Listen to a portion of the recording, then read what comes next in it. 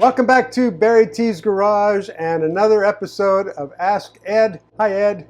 Good morning. Good morning. People have been asking questions. Can you describe the difference between different kinds of metals and how you check for cracks? Well, we mainly check steel and cast iron, which they're all magnetized. Right.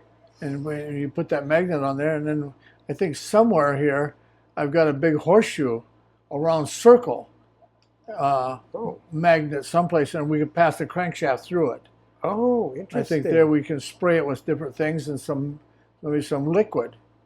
Yeah, and run the crankshaft through that big circle, and it's quite a bit of windings, and then it would show up a lot better. You can Magnaflux the whole thing, but I haven't used that. It's pretty complicated and pretty bulky. I see. We just have the little hand ones, and you said something about before about magnetizing something.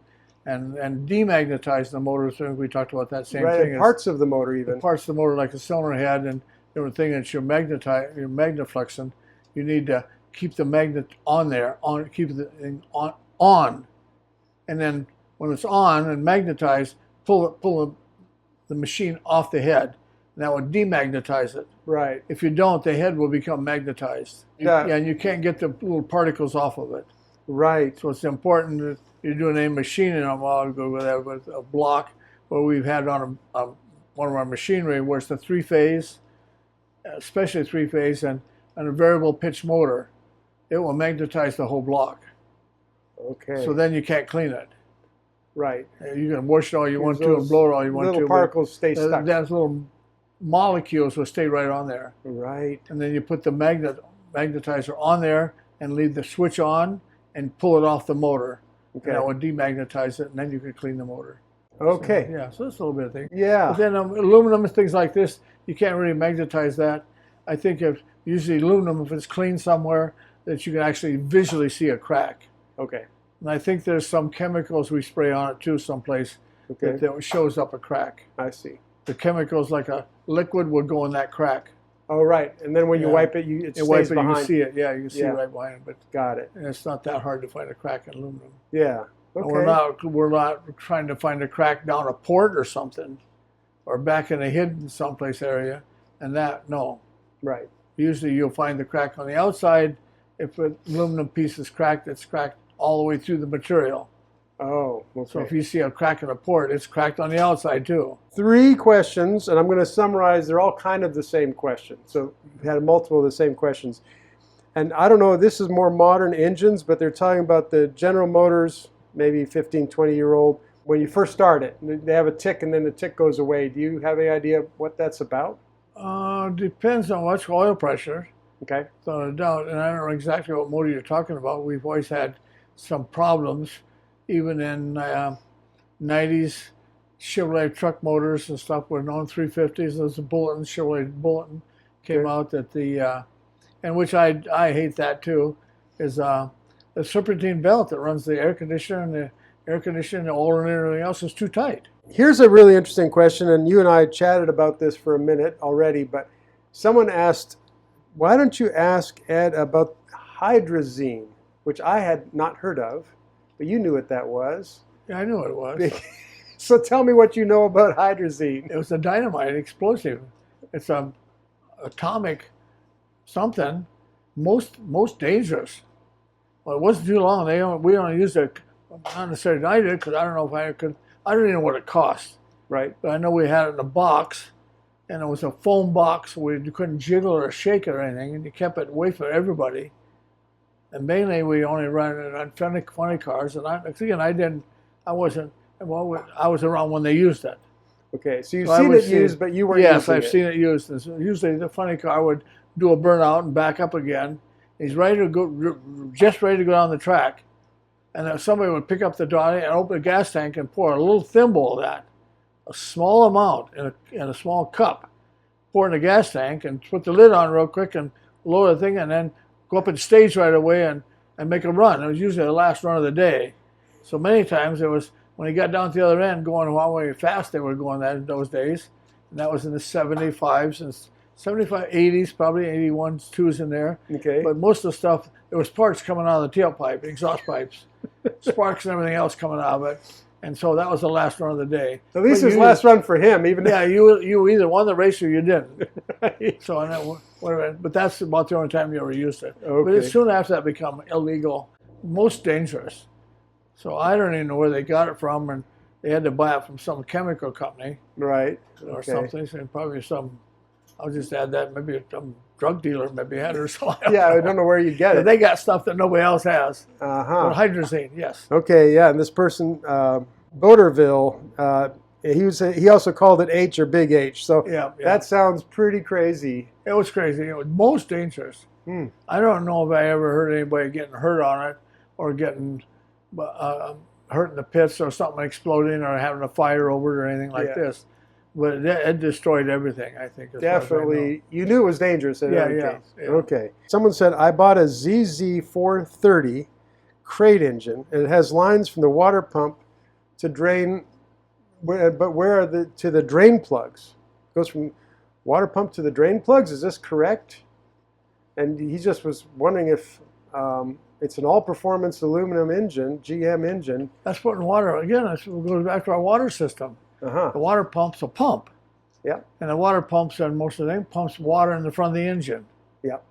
And again, some of our 400 motors, and we've had that, so we put our extra water hoses on. We had a thing the other day about water pumps. Yes. Small block Chevy, and you can run a water hose. Usually a pretty good size, a clear 3/8 hose.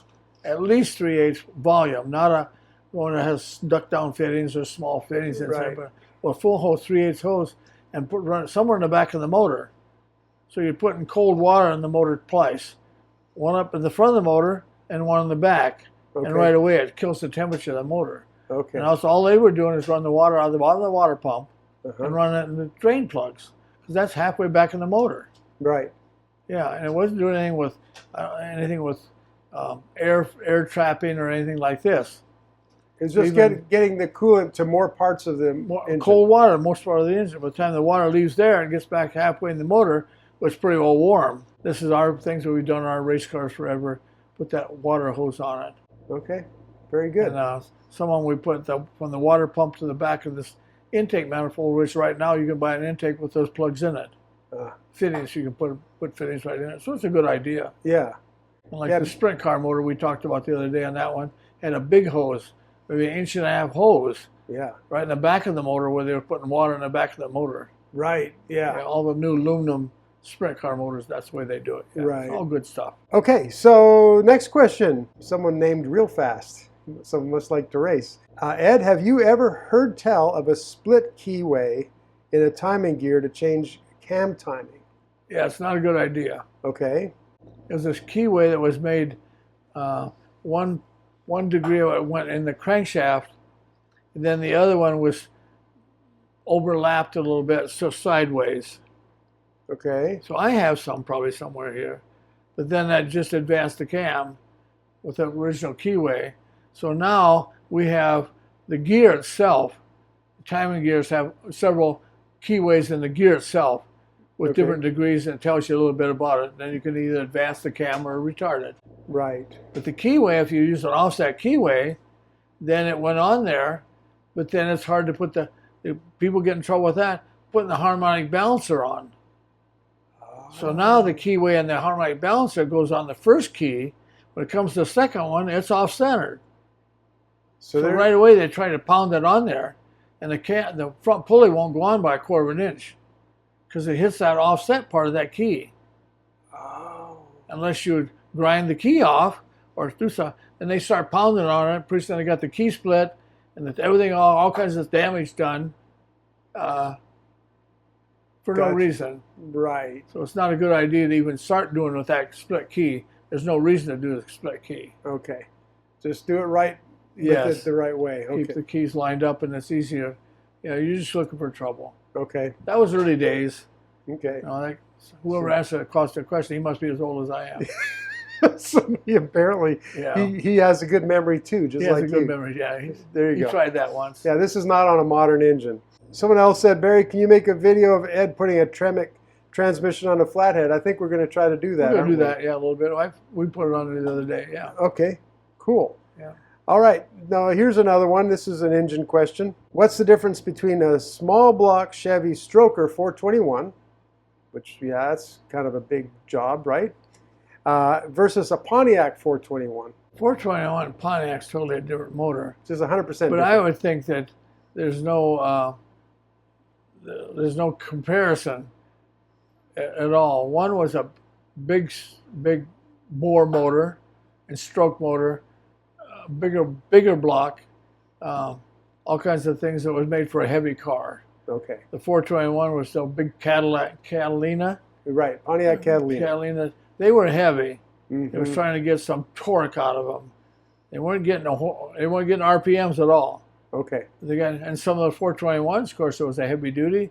It came with cast iron header exhaust manifolds and two carburetors, two 4-barrel carburetors. Oh, wow. And a 4-speed and a Catalina. They were gorgeous cars. Mm-hmm. But they really wasn't very fast. Okay. At the time, they were fast for what they were. It was trying to race in there on a 406 Ford. That really didn't go anywhere either. Right. Some of those combinations that the manufacturers were making, yeah. It sounded good. It sounded good, yeah. Healthy, yeah. It was right. a nice and car, yeah. Good torque off the line, I guess. Yeah. Okay, but there's nothing to compare the Nothing two. to compare. Right, Okay. Can you explain, because we talked a long number of episodes ago, we talked about a comb to catch the oil on the crankshaft, where you're, or I don't, maybe you called it something else, where you put a tray in to catch oil right on the edge of the crankshaft so it wouldn't build up, the oil wouldn't build up at high RPM. Comb. A comb. Like your hair comb. Yeah. Yeah. What's the difference between that and a windage tray is what they're asking. Windage trays to keep the oil in the pan. Okay. Yeah. And a comb would be like a comb. Right. Like a dirty comb. But a piece of tin this long, and Uh-huh. it bolts in the pan. Okay. And you put it on one side. You don't put it on both sides. Okay. But then it takes a long time to make one, and each one's different.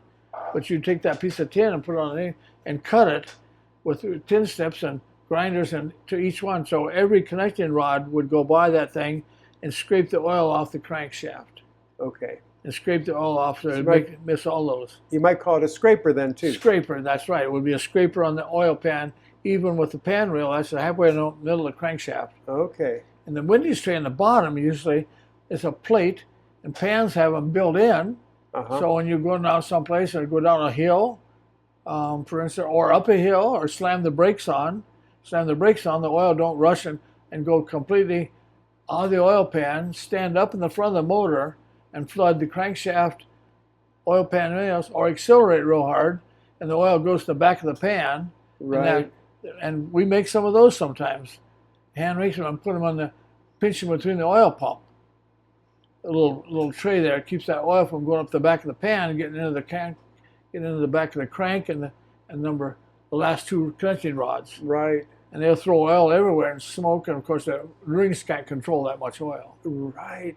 Okay. Yeah, so it depends on roundy round. Mm-hmm. Now, drag racing is one thing with a windage tray in the way, and these combs going around the corner all the time on fast motors, where you stay up the top and keep going around a circle, but then you need that comb. Uh-huh. Or, thing down the oil pan, the whole length of the pan. Right. Yeah, that's right. Yeah, that makes sense. And even pans, they've got a little edge. Our race car pans got an inch, a different rail that welded on the pan. Uh-huh. The full length of the pan, maybe just an inch and a half below the pan gasket. Okay. Set that rail to keep that from doing that. Yeah. Okay. But each application is different. Okay. Yeah, it's just absolutely different. I'd like to see the oil pan on some of these NASCAR people when they're doing the road racing, Uh-huh. where they're going one way, back way, and accelerating and slamming the brakes on. They must have, but most of those I think will run dry sump. Probably, yes. Probably are, but they still have to have that windage trace in there. Okay, so It'd be interesting. Yeah. Now, not everybody knows what a dry sump is. You want to explain what dry sump is? Well, dry sump's a big reservoir in front of the motor or someplace, and they got their big hoses, and then where the oil is actually pumped from the motor into that pan, into that reservoir. Okay. And there's very little oil in the oil pan. Right. And so it sucks it right out of the bottom of the oil pan and puts it in that, goes through the motor and returns it into that reservoir. Uh-huh. Maybe a 3 or 4 gallon reservoir, or someplace under the hood. Someplace. Okay. Yeah. Now, does that Okay, so that helps keep it so when oil would otherwise be sloshing around, Slosh it's all all around. kept in one spot. Exactly right. Or else you have a vehicle, the motor is so low to the ground that you can't get an oil pan. Oh, for clearance For reasons. clearance, yeah, for a dragster Okay. and things like this. So NASCAR is really low to the ground, but they can raise their motor in the chassis. I'm sure they got all kinds of things. Right. I'm really interested in getting a NASCAR and tear it all apart. And Well, so you I need to don't be really- buying a used NASCAR. a whole car and Yeah, tear it all get the apart. whole car. And Yeah, I'd love to video a teardown. yeah, That would be fun. yeah, it'd be fun. All Especially right. the front suspension stuff Okay. and that all that tie rods and all that stuff would be really interesting. Yeah. We don't talk about suspensions much, but we probably will. They're very expensive, very important. Yeah, well, that's, Yeah. you either win or you lose. Yeah. Aluminum block, aluminum engine. Do parts tend to just crack, or do they break apart? What happens? What's most likely to happen when something fails? On an aluminum motor, Yeah. usually a lot of it's explosion. Really? Yeah, detonation. Okay. Yeah, just like we used to run 5 or 6 pounds of boost on a turbo. And then the funny cars right now, I think top fuel cars are around 60 pounds. Oh, wow. 60. And they're like 8 pounds on a street car would just slide the wheels, spin the wheels sideways, the whole car sideways on the street, Yeah. smoke the tires. Yeah. I couldn't imagine running something. And I know some of the one of the guys that years ago had some little 4-cylinder cars and stuff like Pinto, stuff like this. And at the time he said maybe at 21 pounds, at 24 pounds, it blew the crankshaft out of the bottom of the motor, the whole thing out. So he just ran it at 22 pounds, and that's the most you could get out of it. Okay. And something with all kinds of stuff, but it's usually from explosions. Okay. Yeah, they don't. But even though aluminum, we go back to that a little bit. Aluminum intake, we know that on a small block Chevrolet, 180 degrees is 25 thousandths longer, Right. and it's short. And every time you shut it off and cools off, it's 25 thousandths shorter. So that works back and forth, and a lot of times the intake manifolds, a lot of intake parts now. If you torque them down and think you're going to hold them, they're going to break. Right. And you don't put washers and things on them and torque them way down so they're not going to move. You've got to give them a little bit of. You got to let them slide back and forth on. That's why a lot of engines, intake manifolds have rubber O-rings on them, on the intake manifold. On each sport's a rubber O-ring, so it can actually slide back and forth and seal. Right. And those intakes are usually sucking. Intake sucks oil. It don't blow out. And there's Okay. usually not water around that O-ring. Okay. It's hard to seal an O-ring with water pressure. So you need to think about how that seal works, Yeah, how what the seal's going, yeah, and what you want. what it's going to be With the doing. expansion and contraction on aluminum Yeah. is a lot more than it is ever cast iron or steel. Of course it is. Yeah. A lot more. Yeah, so you have more braking problems. Interesting. So someone said they would love to get any info on DeSotos. It's been a while since DeSoto was out there. I don't know, was that 62 or 61? I don't remember when the last one was. Yeah. A long time ago. And anyone ever raced them? And also, do you work on AMC motors, Ramblers? We do a little bit in the machine shop. We do a lot of some Jeep motors, 360s and 401s. Okay. We do a few of them, Mm-hmm. but there's some guys here in town and Phoenix here that specialize in those. Okay. So sometimes we'll buy some of those motors and send them to them, core Okay. them, and resell them to them. And so that's their things. That's what happens there. yeah. But we rebuild them. If somebody wants one rebuilt, no problem. Yeah. But, Okay. And the DeSoto, I don't know what happened to the DeSoto. It was a weird motor, and that's part of that General Motor. I mean, Chrysler Corporation people that didn't get along. Oh. So that DeSoto, maybe the DeSoto and Dodge pan gasket didn't fit one another. They didn't get along, so they moved one bolt over, a couple of bolts over. So you had to buy a full set of gaskets for a DeSoto motor. That full set of gaskets did not fit a Dodge. So this is a case where brands within a company Didn't were get kind of along. making it hard for each other, Yes, when the overall company would have benefited if they would all. just made the same. Yeah. Iacocca straightened that out, I think. Okay. When he went to Chrysler, he got them all together and says, "Okay, let's make a cars that are all the same." Yeah, let's make it easy. Even Chrysler and their super stock cars in the days that the Chrysler made a big Hemi motor or that Max Wedge motor and tried to put it in the car, and it didn't fit. Yeah, it didn't fit. So you couldn't put a Chrysler in a Dodge or whatever. Well, they could Chrysler and Dodge, but the families didn't get along. The body people made a chassis, and they didn't care if the motor fit in it or not. Oh, wow. Yeah, even the motor and transmission in Dodge didn't fit in a Dodge, so they had to make it fit. And some of those Max Wedge cars and stuff, you had to take the front tire off and get a piece of tin back there and a couple of screws and take it off to change the last 2 spark plugs. Right. Yeah, take the front tire off. Yeah. But they squeezed it in there and made a pretty fast car out of it. Yeah, it was definitely Yeah, those letter cars that Chrysler had going. Yeah. Were the 300. So Iacocca got together and I think made Chrysler all start selling the same product. I see. And started making a profit. Then I think that was that the ones that Chrysler borrowed a bunch of money from the United States government? Yep. And they all paid it all back. Paid it back, yeah. I think they paid it back. That would explain why DeSoto info is very hard to come across. Yeah. Because it was an odd thing. Yeah, they made it odd even. As parts then, nobody made a intake 3.2s for a DeSoto and then made one for a Dodge, a different one for a Chrysler. Right. That was way too much. So and there was that many DeSotos made. Yeah. Automatically they were rare parts. They were rare parts, yeah. And DeSoto was a pretty car. A lot of chrome on it and stuff. The interiors were they were nice. A little nicer, yeah. Huh. Yeah, good. Okay, so here's a tuning question. Someone named Dennis asking, can you tell us how to adjust a Chevy points dwell to the correct dwell with an Allen wrench without a dwell meter? Do you know how to do that? Yeah, so you take an Allen wrench, you just turn the point in, clockwise, until the engine started to miss, and give it a half a turn out. Okay. That's it, you're done. That's just all there's to it. That's it. Well, you did know the answer to that question. Yeah, that's it. That's awesome. We hope the points, and now the only thing about it, that points in there, you should put a little lubricator on the cam. Okay. It's a little lubricator because the cam, if it's dry, will wear that rubbing block off. And you think the points went bad, but the rubbing block that opens the points will wear off if you don't put a little bit of lubricate on it. Okay. Yeah. You don't want too much because that'll swing around and the lube will get all over the points. Now the car won't run because it's all greasy. Right.